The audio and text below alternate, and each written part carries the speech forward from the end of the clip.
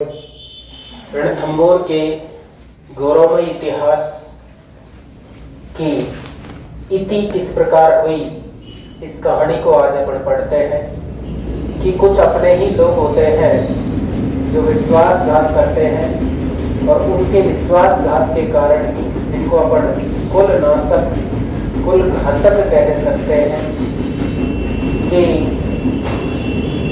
जो दगा करते हैं उनके बारे में एक पूरी कहानी है कि दगा चाहे अमीर के साथ किया, चाहे दगा अलाउद्दीन के साथ किया, लेकिन अलाउद्दीन ने अंत उनका किस प्रकार किया उस कहानी का आज हम वर्णन कर रहे हैं इसमें कि दगा किसी का सगा नहीं है, किया नहीं तो कर देखो, जिसने जिससे दगा किया था जाकर उसका घर देखो। दगा किया था उस रावण ने लंका नगरी राख बनाई, सोने की जो लंका थी उसको भी राख बना दिया। दगा दगा धोखा धोखा ये कैसा तीर करारा है, मुझ जैसे वीर को पेट की आंट में छिपके किसने मारा है। यानी आज जो भी काम हो रहे हैं वो दगा और धोखे के साथ हो रहे हैं। अगर सामने से आप किसी प्रकार वार करना चाहते हैं तो शायद आप उससे नहीं जीत पाएंगे, इस वजह से पीठ पीछे से वार करते हैं। आज हम पढ़ते हैं रणथंभौर का इतिहास और रणथंभौर पर राणा हम्मीर देव का शासन था और हम्मीर देव के शासन के विरुद्ध यहाँ पर आक्रमण कर रहे कौन? अलाउद्दीन खिलजी। अलाउद्दीन खिलजी पहले आक्रमण कर चुके, उसको अपन पिछली क्लास में चर्चा कर चुके हैं। हम्मीर देव के सेनापति हुआ करते थे धर्म सिंह और भीम सिंह। भीम सिंह पिछले युद्ध में मारा गया है और धर्म की जय हुई थी।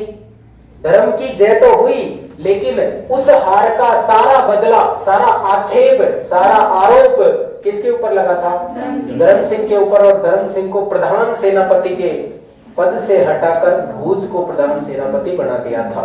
खजाने का रक्षक जो था पहले धर्म सिंह ही था, लेकिन इसको बाद में सामान्य सेनापति के रूप में बना दिया। इधर भोज और धर्म सिंह दोनों आपस में एक दूसरे से भी चिढ़ते थे, तो ये आपस में एक दूसरे से बदला भी लेना चाहते थे।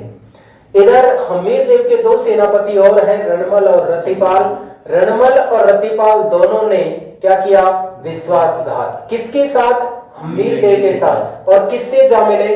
अलाउद्दीन खिलजी से जा मिले। लगभग 8 महीने तक, कुछ किताबें साल भर बताती हैं, लेकिन लगभग 8 महीने तक रणथंभौर दुर्ग को चारों तरफ से घेर कर रखा। 8 महीने तक वहां पर अंदर ही सब काम होते रहे, खाना पीना सब कुछ अंदर दुर्ग में, दुर्ग की बाउंड्री के अंदर। लेकिन जब 8 महीने बाद रसद सामग्री क्या हो जाती है? समाप्त हो जाती है। और कुछ लोग बताते हैं कि ये रणमल और रतिपाल जो थे, इन्होंने जो रणथंभौर दुर्ग में जो कुंड है, पानी है, उसमें कुछ गोरक्त गोमांस वगैरह डाल दिया था।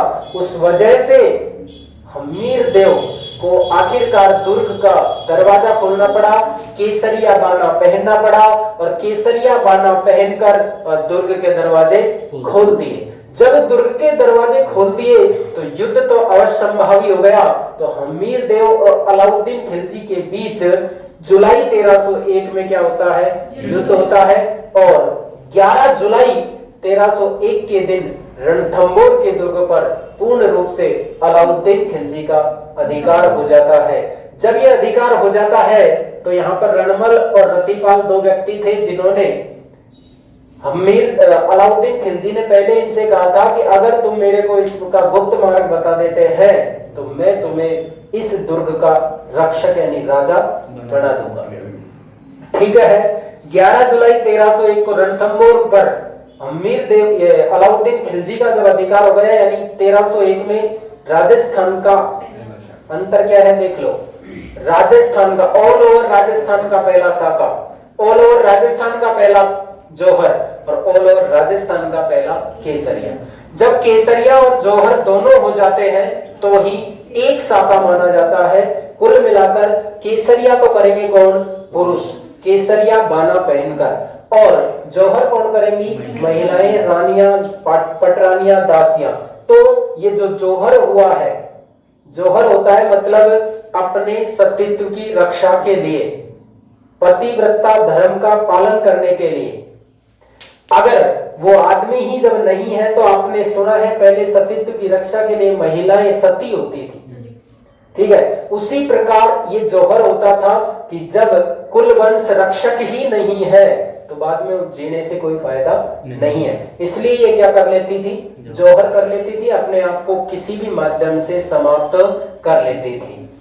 उसके बाद बात करें राजस्थान का हुआ है तो रणथंभौर का हुआ है, रणथंभौर का हुआ है तो राजस्थान का। और पहला साका, पहला केसरिया, पहला जौहर, रणथंभौर और राजस्थान दोनों का ही। इसी के साथ राजस्थान का पहला और एकमात्र अगर जल जौहर हुआ है तो वो भी कौन सा हुआ है, रणथंभौर का ही हुआ है। क्लियर। अब इसमें केसरिया कौन करता है, खुद हमीर देव और उसके सेना नायक, जिसमें रणमल रत्तीपाल तो करते नहीं है, उन्होंने तो विश्वासघात किया था। किससे जा मिले थे, अलाउद्दीन खिलजी से। पत्नी रंगा देवी क्या करती है, जल जौहर कर लेती है। और पुत्री देवल देव, हमीर देव बड़ी चिंता में था, बहुत ही खतरनाक। आज से लगभग 10 साल पहले 10वीं क्लास में एक पाठ चला करता था, अंतिम पाठ था हमीर देवरी देवल देव। हमीर देवरी देवल देव, वो पाठ में हमीर की चिंता, रंगा देवी की चिंता सताती है उनको और इतने दुखी हो जाते हैं वो बहुत ही ज्यादा कि हम युद्ध भी कर ले लेकिन फिर देवल देव का क्या होगा। तो देवल देव ने इस बात को जब जाना, देवल देव को इस बात का पता लगा तो देवल देव ने मतलब युद्ध से पहले ही क्या कर लिया, जौहर कर लिया। और अंततः जब हमीर देव के पास कोई साधन नहीं रहा तो हमीर देव ने स्वतः केसरिया बाना पहनकर मुगल सेना या अलाउद्दीन खिलजी की सेना से क्या किया, युद्ध किया। इस अलाउद्दीन खिलजी की सेना के साथ में अलाउद्दीन का राजकवि, साहित्यकार, इतिहासकार खुद अमीर खुसरो उपस्थित थे। अमीर खुसरो जब इसमें उपस्थित थे तो उन्होंने कहा था, क्या कहा था कि आज जो कुफ्र का गढ़ हुआ करता था, कुफ्र का गढ़ का मतलब जिस पर सत्ता एकाधिकार आज तक जिसको किसी ने छेड़ नहीं किया, वो आज इस्लाम का गढ़ हो गया। ये कथन कहे थे किसने, अमीर खुसरो ने। और 11 जुलाई 1301 को जब रणथंभौर पर एके का अधिकार हो गया तो ये तो कहा ही कहा, और एके ने क्या किया कि जो ये रणमल और रत्तीपाल थे इनको भी, और अपने स्वयं के विद्रोही मंगोल सेना नायक मोहम्मद शाह और के हब्रू, इन चारों को मौत के घाट उतार दिया। रणमल और रत्तीपाल से पूछा पहले तो रणमल और रत्तीपाल ने कहा कि अब तो हम राजा बढ़ेंगे।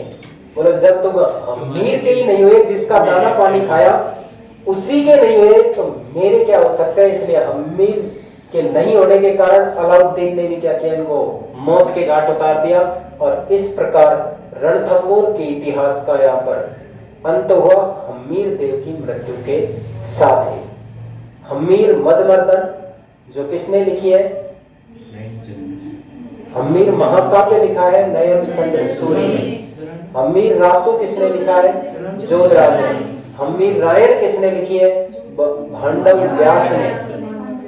हमीर हट और सुरजन चरित्र किसने लिखे, चंद्रशेखर ने। इन सब ग्रंथों में इस कथा का क्या मिलता है, वर्णन मिलता है। बात समझ में आई? धन्यवाद।